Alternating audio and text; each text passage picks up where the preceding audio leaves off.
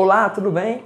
Eu me chamo Claudino Augusto Júnior, sou nutricionista clínico aqui do Centro Especializado em Reabilitação Tipo 2, localizado no CIRAS, e hoje vou estar falando um pouquinho para vocês sobre a minha área e sobre o papel da nutrição na reabilitação. A nutrição exerce um papel fundamental em serviços desta natureza, dentro de uma reabilitação.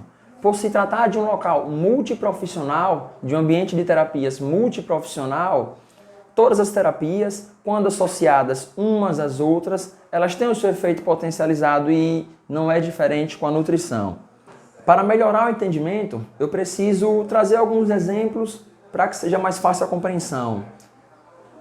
Quando um paciente chega para o centro especializado em reabilitação, se ele, por exemplo, encontrasse em estado nutricional inadequado, como exemplo, sobrepeso ou até obesidade, ele terá, por exemplo, em caso de fratura de membro inferior, ele terá a efetividade da terapia com o fisioterapeuta reduzida, por conta da sobrecarga gerada pelo excesso de peso em sua fratura. Portanto, diante disso, da necessidade do paciente se encontrar em estado nutricional adequado, se faz muito importante o papel do nutricionista em um centro especializado em reabilitação.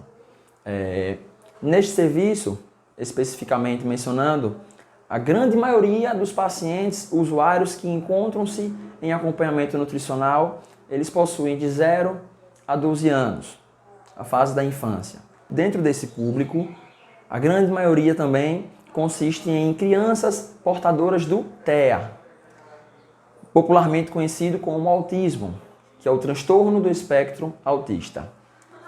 No TEA, a maior dificuldade, o maior obstáculo para a nutrição é a seletividade alimentar que esses usuários apresentam. O que é a seletividade alimentar de uma criança portadora de TEA? Como o próprio nome sugere, a seletividade alimentar é a seleção excessiva e criteriosa de alimentos que os usuários portadores de TEA aceitam ou não consumir.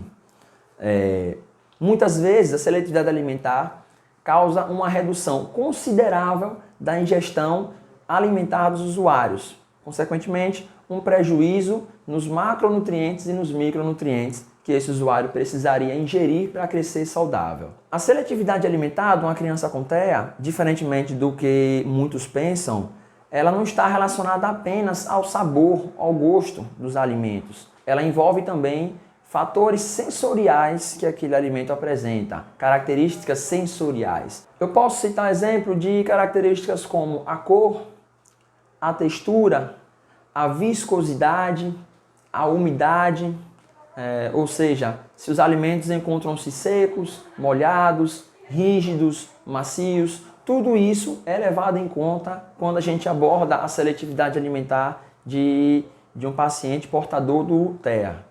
É um dos grandes obstáculos do profissional nutricionista, porque a gente precisa identificar a sensibilidade daquele paciente, qual a característica sensorial que causa uma sensibilidade, que causa uma repulsa naquele paciente e trabalhar com alimentos que não apresentem aquelas características. Em contrapartida, a gente trabalha junto com o profissional terapeuta ocupacional para reduzir a sensibilidade dessa característica apresentada por esse alimento, para que futuramente o nosso usuário ele venha a aceitar alimentos daquela natureza, aumentando assim a gama de alimentos que aquele usuário vai estar aceitando. Nós podemos também utilizar como exemplo de uma grande dificuldade alimentar, são os nossos usuários que sofreram algum dano neural. Podem ser portadores de paralisia cerebral, algum trauma causado no parto ou causado já em vida, por acidente, qualquer situação que tenha causado um dano neural, um prejuízo neural daquele paciente. Geralmente trata-se de pacientes que não deambulam, não andam sem auxílio de cadeira de rodas ou muletas e, consequentemente, também alimentam-se com dificuldades. Esse tipo de paciente, esse perfil de paciente, ele apresenta muito algo que chamamos de disfagia orofaríngea. O que é a disfagia orofaríngea? É a dificuldade de deglutir os alimentos. Ele, apesar de conseguir mastigar, de gostar de consumir os alimentos, ele tem uma dificuldade na deglutição. Caso seja insistida na alimentação, mesmo com essa dificuldade, a gente pode ter aí prejuízos ainda maiores, que é o caso da broncoaspiração, né, onde o alimento ele vai estar indo para o sistema respiratório, podendo causar prejuízos futuros como infecções. Nessas situações, nesses casos em específico, são pacientes que chegam para nós, para a reabilitação, com estado nutricional já prejudicado na maioria das vezes, com baixo peso, com depressão da massa muscular, com perda de massa muscular. E são pacientes que o maior trabalho ocorre em parceria do nutricionista com o fonoaudiólogo, ajustando a consistência de alimentos que esse paciente pode estar aceitando ou não, para que dessa forma a gente melhore a oferta de nutrientes para esse paciente, mesmo com a consistência modificada, trabalhando com o pastoso, líquido, semilíquido, com o brando.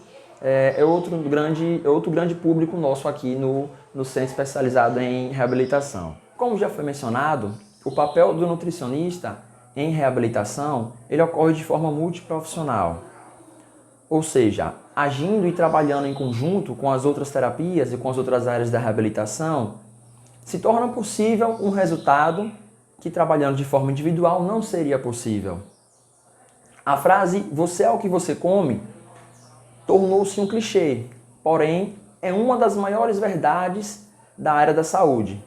Enquanto indivíduos saudáveis precisam manter uma alimentação equilibrada e balanceada, um indivíduo que encontra-se em reabilitação possui ainda mais essa necessidade. Bom, foi um prazer mostrar para vocês um pouco da nutrição e da atuação do profissional nutricionista dentro da reabilitação. Para mais conteúdos bacanas como esse, se inscreve no nosso canal e deixe seu like.